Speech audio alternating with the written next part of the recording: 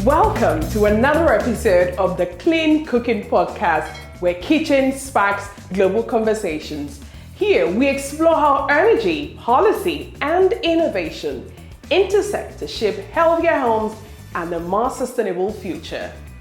As the world accelerates towards net zero, one critical question remains: how do we ensure that the energy transition is not only clean, but inclusive?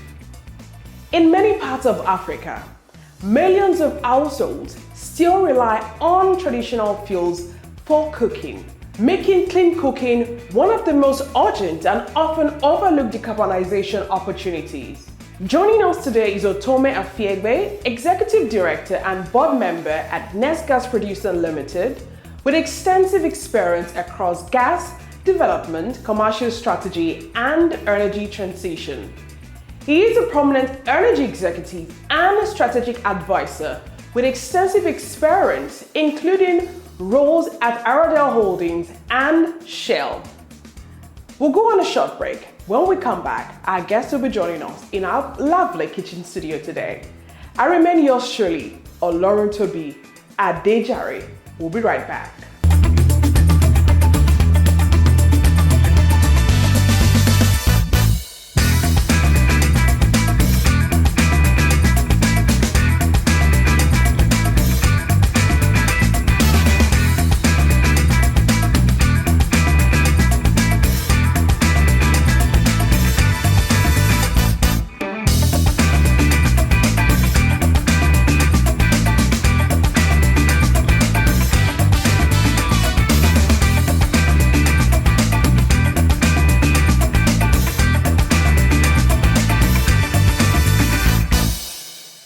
Welcome back. It's still a Clean Cooking Podcast with Kitchen Sparks Global Conversation.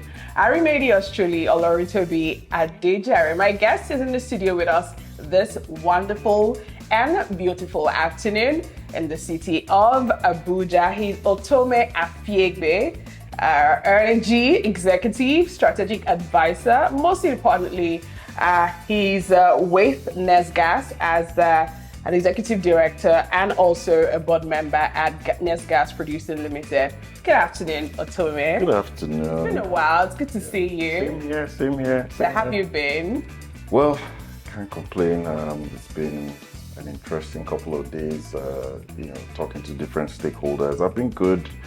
Always good to understand the current state of things here in the country and how much we're doing to change the landscape, in terms of energy, right? So it's been a nice couple of days. Okay, so I think we should kick off. The last time I saw you was 2 years ago. When was the last time you came to Nigeria? Oh, I was here in October. In October? Yes. Oh, okay. October last year. You miss home often? Oh, I do. I miss those delicious meals. I miss the heat, which helps the skin, the natural vitamin D, and I miss the people too. Oh, we miss you too. All right, and that's our guest for today. We'll go into the inner kitchen and we'll bring you, decarbonization, gas supply, ensuring that more homes, more communities move from, dirty fuel to clean cooking. So we'll be right back. Let's just head into our kitchen studio. Otome says the only thing you can do is to grill. I was hoping he would help us with our jollof rice today. But I'll try. But he says he'll be assisting me. So we'll go on a short break. And by the time you see us next, we'll be in our kitchen studio. We'll be right back.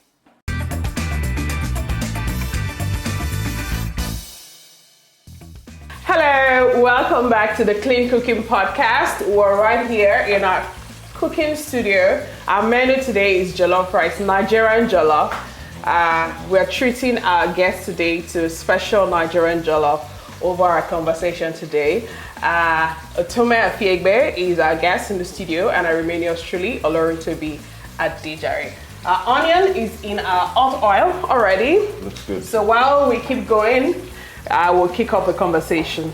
All right, so now, Otome, Nigeria is often described as a gas-rich nation, but we still realize that there is a disconnect between energy availability and household energy access. How do we explain this disconnect? It's a very good question. So in terms of the volumes, I mean, this is published regularly. NEPRC, the regulator, has these numbers out there and recently published 215 TCF of proven reserves. That puts us on, in terms of numbers, number 9 in the world, in terms of those the reserves we have, the volumes we have, and the largest in Africa, right? But when you look at those numbers and compare with folks who have access to electricity, it's a profound paradox, because you have about 600 million people who don't have access to electricity. 1 billion people are still using firewood, right, going into the forest, cutting trees and cooking. And it's mind-boggling. So it's not about the geology of the volumes underneath the ground. It's really a structural issue.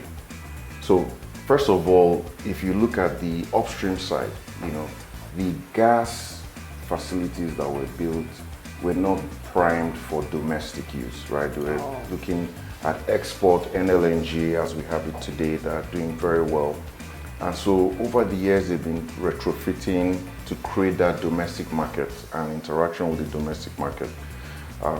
It's going well, but we're still very far away. There's a huge infrastructure gap, and that's why we have a lot of initiatives ongoing, the Decade of Gas, NNPC Gas Master Plan. So many initiatives to breach that infrastructure gap. Another thing is, I would say, our LPG distribution network, right? Now, if you look at, so I was reading an article, from India, and I was comparing with what we have in Nigeria. We have about, say, 500 bottling and distribution depots, as it were. Okay. About 500, don't quote me. But when you compare that to the population of 220 million people, it's a staggering gap, right? Compared to India, that has over 25 distribution or distributors, right? 25,000. So 500 to 25,000, huge gap. And then there's also the issue of the affordability, right? So you want people to buy cylinders, right? They simply cannot afford it, right? And if you look at other countries, India, I'm referring to India because we have similarities. Okay. They have been able to subsidize, cylinders and even reward people from transiting.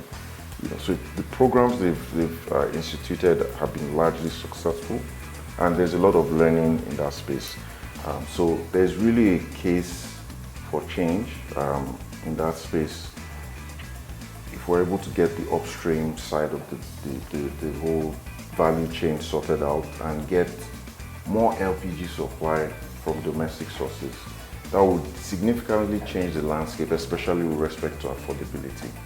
So, yeah, that's sort of why we have the disconnect. It's not necessarily the volumes. We are blessed richly with these volumes, but it's just these structural issues that need to be addressed. And once we can address that, we will get to where we want to be, which is to convert more homes and more people to adopt LPG as a clean source. How do you see the idea of subsidy working in terms of the gas distribution, especially where we come from a nation where we used to have fuel subsidized, and then government wakes up one day and says, "Oh, we're removing subsidies." So how do you think that can work for gas? Yeah, so for LPG specifically, to ensure a seamless transition, right?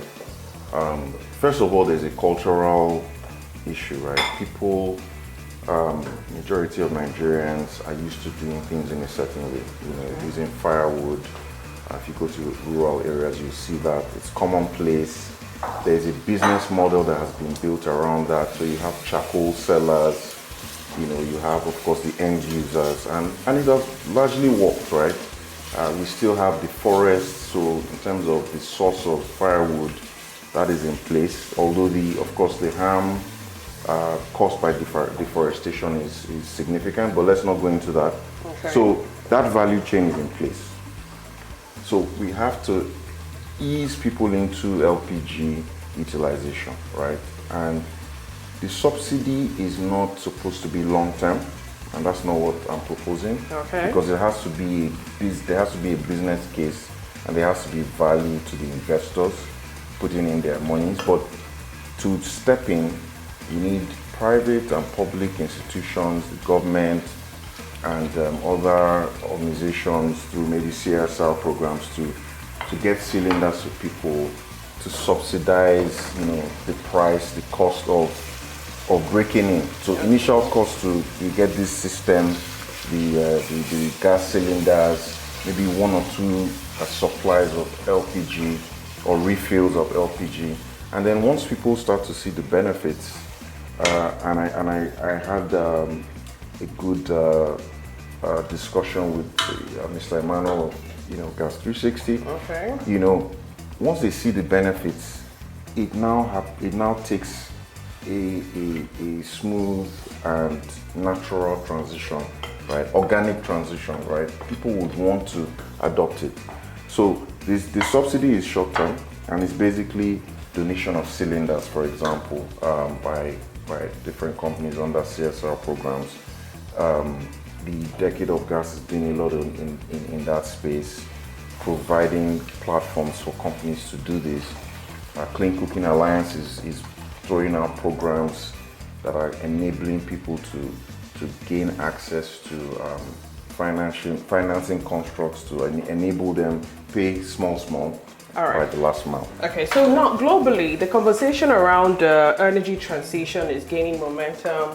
I know that even the NCCC, the Ministry of Environment, there's a law. The NCCC is ensuring that it's one of the important things that he put through the NDC 3.0. Now, with strong focus on renewable energies and net zero targets, how should we be interpreting energy transition in the African context, especially for countries like Nigeria? Yeah.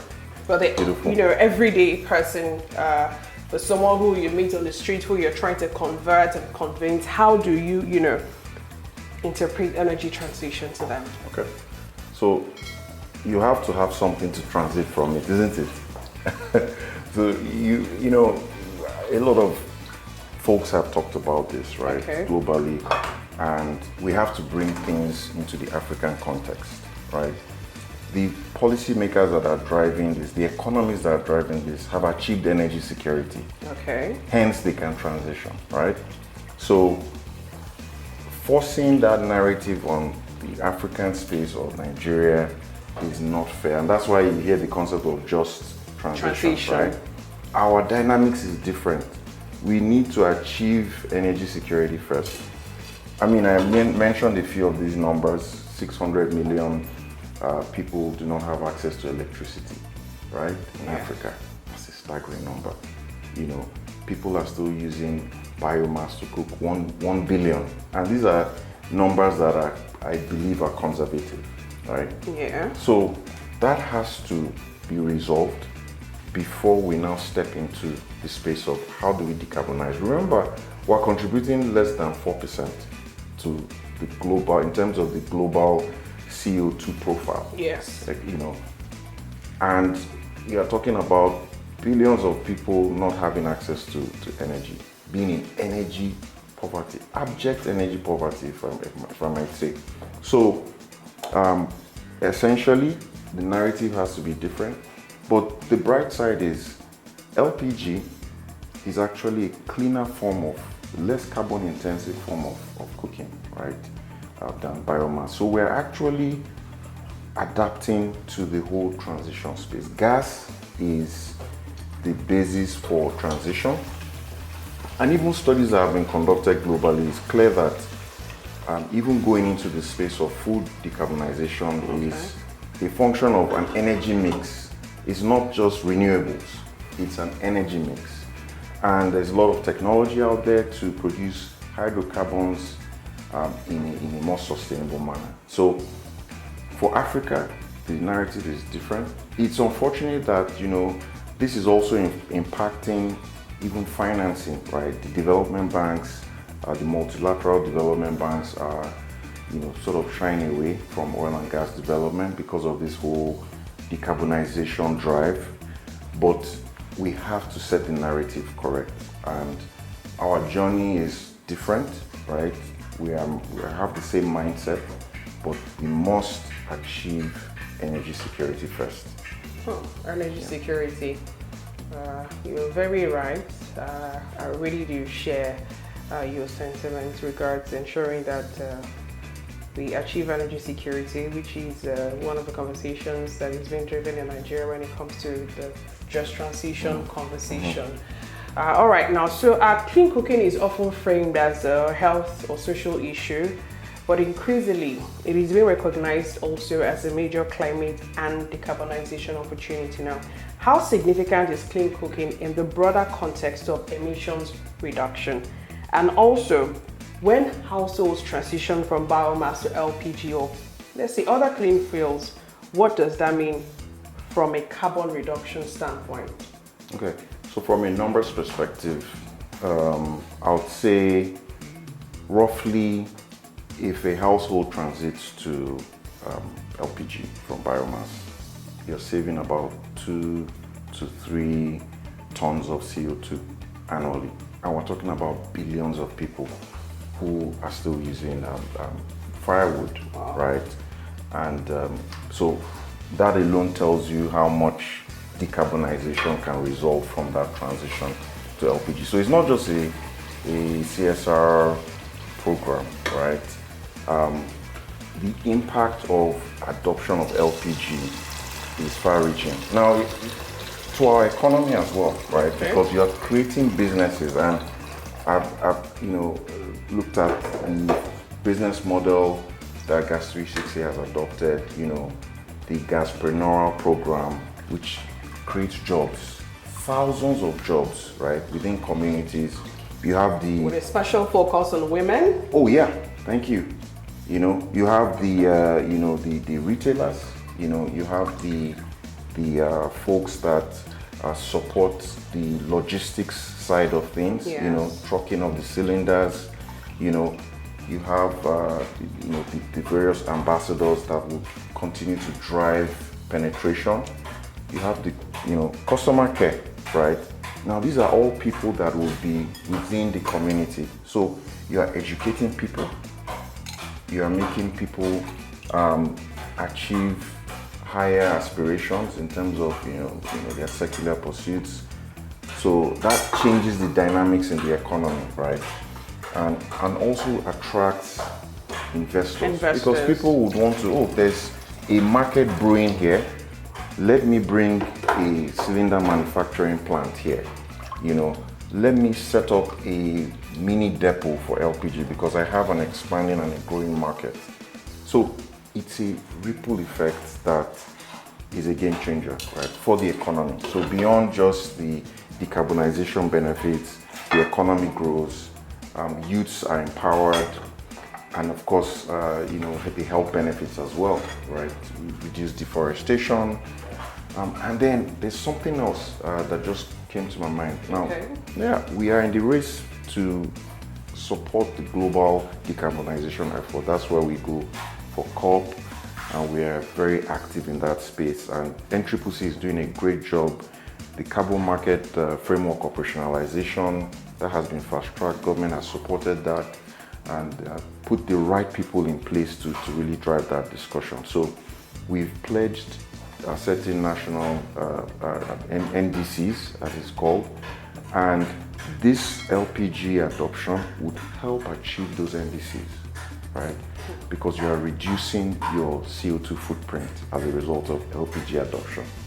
So there are so many facets that LPG plays in, as I've mentioned, and it's not just a CSR, it's not just empowering people, it's driving the future of the economy and driving our growth as a nation and as a continent. All right, thank you so much, Otome. We'll go on a short break. Jollof rice is, Is it almost ready? I think. Oh my God, yeah. We're making progress, don't worry. Very soon it will be done. So we'll go on a short break, and when we come back, the conversation continues on the Clean Cooking Podcast.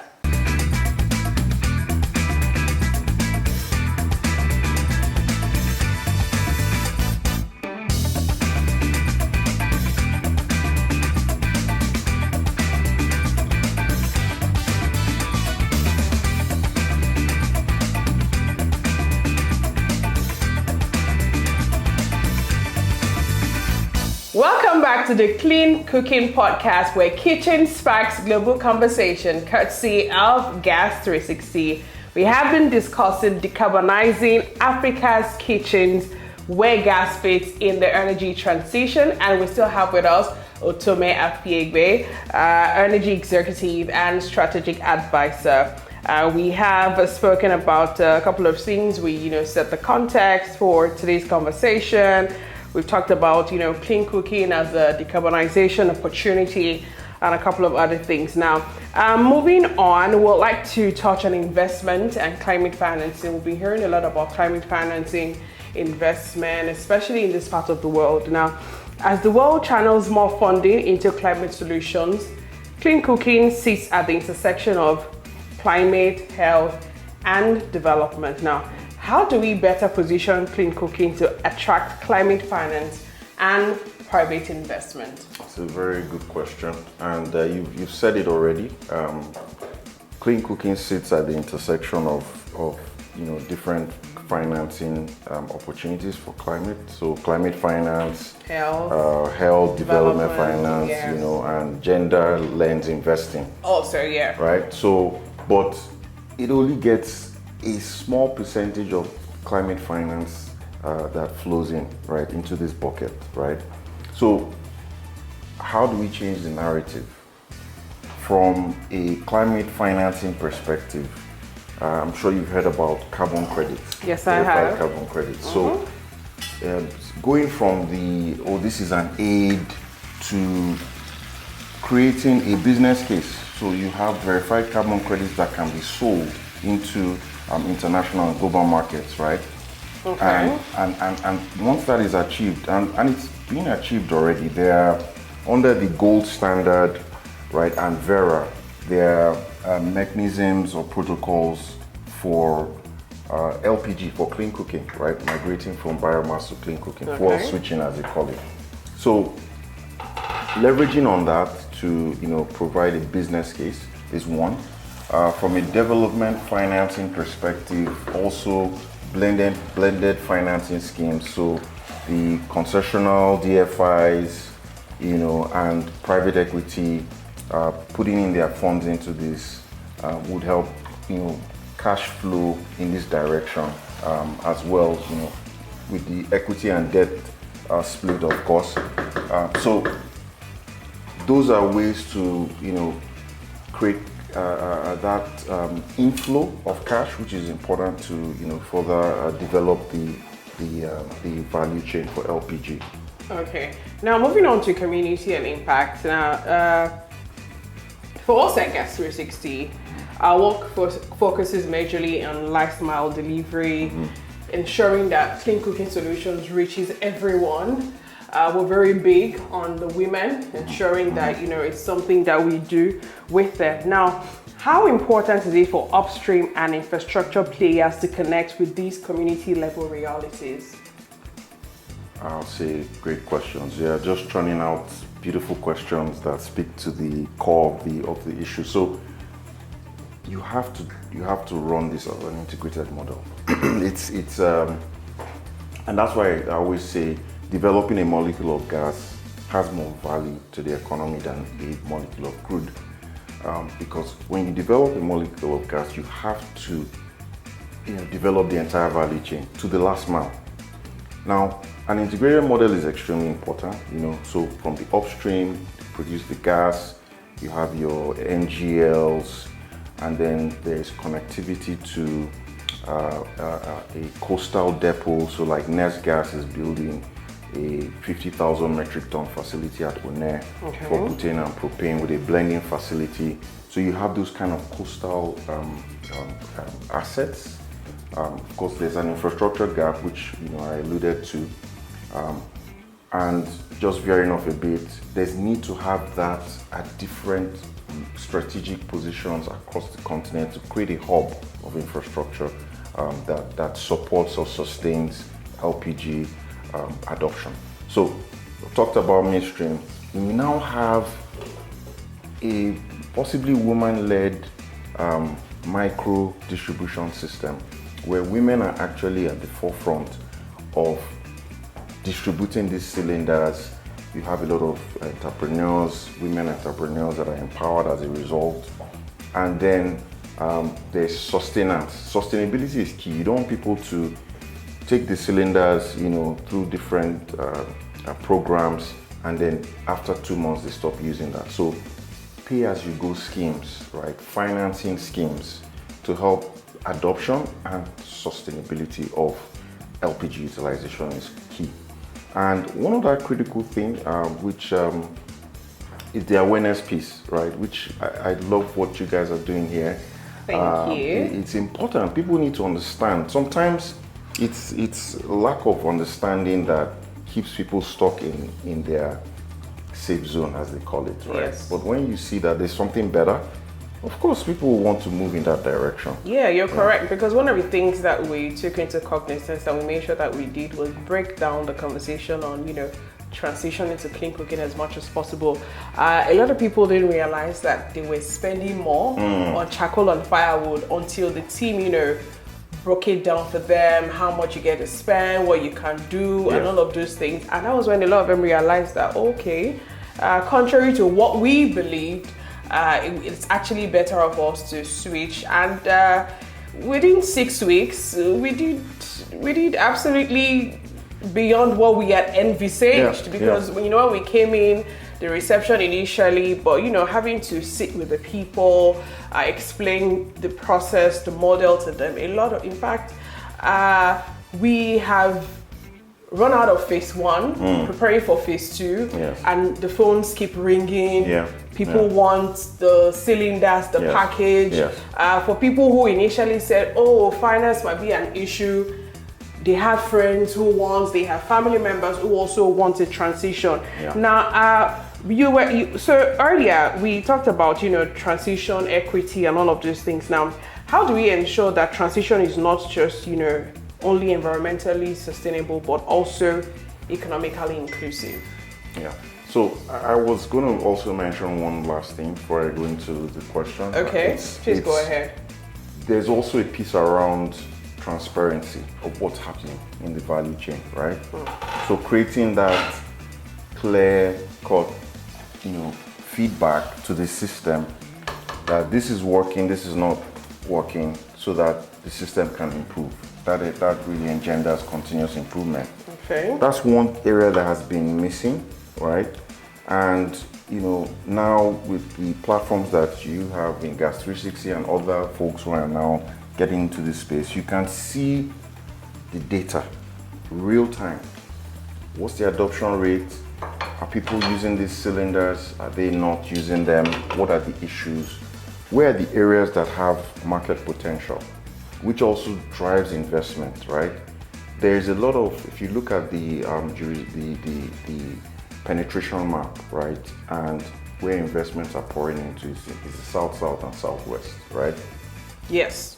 And what happens to the north? You have a huge population there, hardworking people ready to pay for these things, really. But you don't have the infrastructure, the backbone to deliver. So ultimately, once the data shows it and shows the potential, investments will go in that direction. So data is very important. Digitization is very important, which is what you spoke to. What I wanted to speak to as the last point on your previous question. So, okay. Now in terms of you talked about the community, right? Yes. Yes. So the impact on the community is far-reaching. I think I spoke to the value chain for LPG, creating jobs, thousands of jobs. Yes. Right.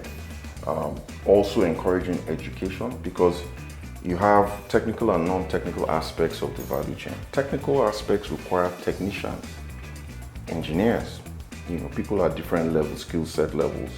So it would empower education, right? They will have to go to schools, they will have to, and all this will be powered by the system, which will be self-sustaining, right?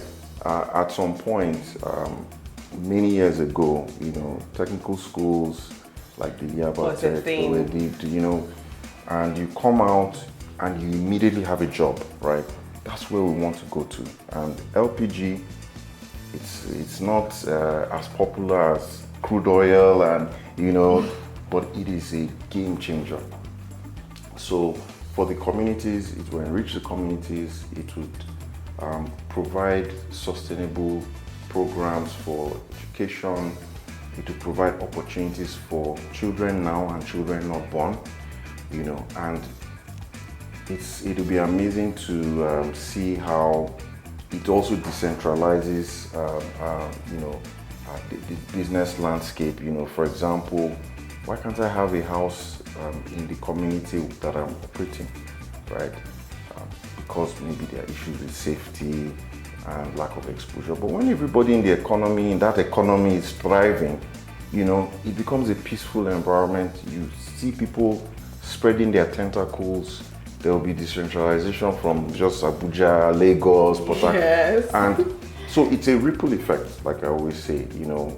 Communities would be empowered, they would take ownership, they will start their own businesses, and the rest is history. I think for far too long, for some reason, we sidelined, or rather, should I say, we sort of belittled the informal sector. Going to technical school seems like something that you do when you're not able to get into university. But we know that growing up, a lot of people have the option of formal. Not everyone will go through formal education, and that's all right. That is true. Some people will go, and I know someone of recent was saying something about, I can't remember what country it was, but the person was saying, there are so many opportunities for people in plumbing, there's so many opportunities for people in welding, carpentry, and all of those things. Like, a lot of countries are looking for those people. Agreed. And this is something that, if you're asked here to go learn plumbing or mechanic or something, it's more like when your Nigerian parent wants to punish you. Honestly, for far too long, learning informal, jobs in Nigeria is when your parents feel like, you're throwing tantrums and they want to punish you. Okay, go and learn tailoring and go and. But these days now, what we have so many people selling online, doing stuff. Because you're done from school. The orientation you had was, when I finish school, I start working, government job, this one, and then you find yourself 2-3 years, you're still waiting for that job. And then the next person is baking, the next person is doing woodwork, the next person is doing, and they're thriving. And they're thriving. Yeah, thriving. So honestly, that narrative, we need to start changing, and also allow those in the technical field to be at the forefront of a conversation.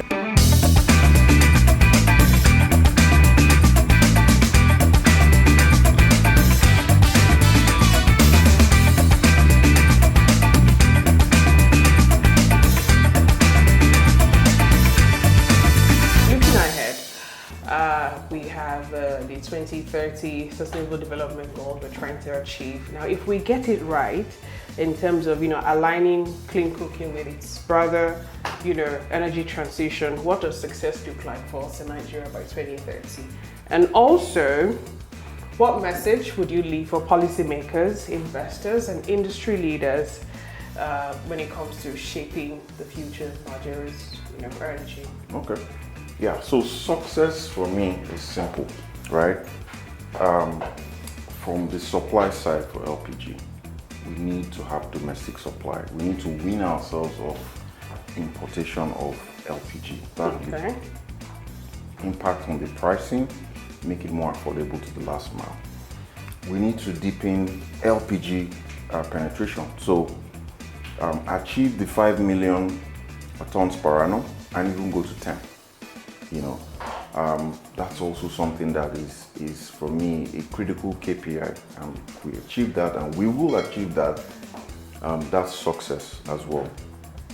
Also being able to justify this as a business case, right? This is a $1 billion domestic energy market. It's not a philanthropic exercise, right? It's not CSR. I would want us to shift. There has to be a paradigm shift from this being a CSR to a business, right? And so success would be having millions of verified carbon credits, right? Being traded internationally, right? There are also many other things around, affordability and all of that. But my message really will be to policymakers. We're no longer in the space of let's get this done, business as usual. It's happening real time, and we need to seize the moment. The right folks, technically sound folks, are driving the narrative, and so we need to build on this momentum very quickly, And I just talked about it being seen as not a philanthropic exercise, but a business case, right? And with that mindset change, obviously, we're going to drive the right financial flows, right, which would obviously trigger a lot of growth, right, which we need. Countries have done it. I mentioned India. India ramped up very quickly from 2014 and before then, and now they have a widespread distribution network. We can achieve the same even in a shorter period of time. And so to investors, upstream players, the time is now. Let's roll up our sleeves, collaborate. That's very critical. Develop integrated models that are bankable. Talking about integrated models, I know that India and Kenya, they have this model where you don't have to own the cylinders. You just go feed the switch for you. So do you think it's a model that can work in Nigeria? Everything is on the table. Everything is on the table. One of the key enablers is being able to track what's happening in the system.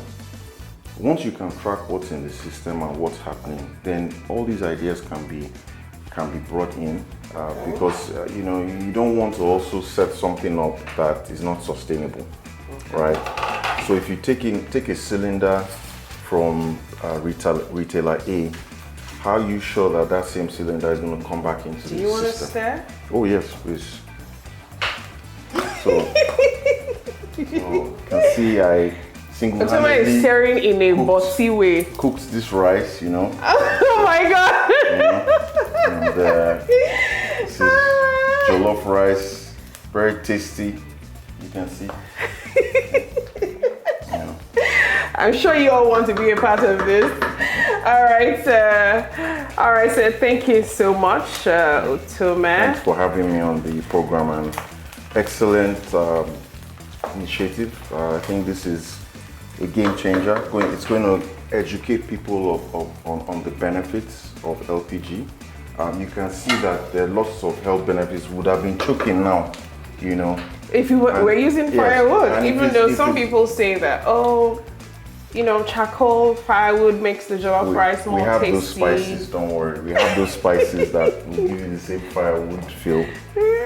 But, we're healthier for it, and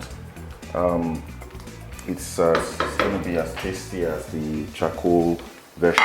Trust me. Very, very. I'm smelling it. I know you can't smell it, but I can tell. Otome is going to taste on your behalf. Yes. So don't worry. And he's going to give a very good review. My feedback. Yes, a very good feedback. Yes. All right, Otome, it's been an amazing time with you. And I'm sure that when next you come, we will be having you on the show. Okay. And we'll be discussing progress. Correct. That Gas 360 has made, and also that Nigeria has made in terms of clean cooking. All right, thank you, Otome, once again for such a powerful and insightful conversation. Clean cooking is no longer just a household issue. It is a climate solution, an economic opportunity, and a critical pillar of Africa's energy transition. Now, this is the Clean Cooking Podcast brought to you by Gas 360. Thank you so much. Ensure that you tune in, subscribe, and make sure to catch up on all our previous episodes of the Clean Cooking Podcast. Don't forget to subscribe, share, and stay connected. Thank you to my producer, Ifeanyi Jeremiah. I remain yours truly, Olorun Tobi. Adejare. It's time for us to go into the testing phase. Thank you once again, Otome. Thank you very much. So now let's go test and get Otome's, feedback. Moment of truth. The moment of truth is here.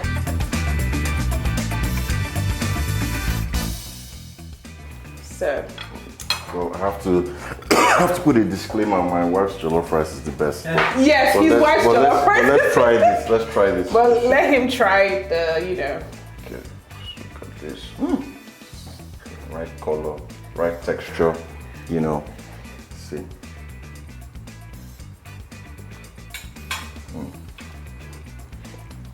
I think we can cut the cameras now. I need to face this business right now. Alright, thank you. Till we come over again, it remains the Clean Cooking Podcast, Cut Say Gas 360. Bye for now.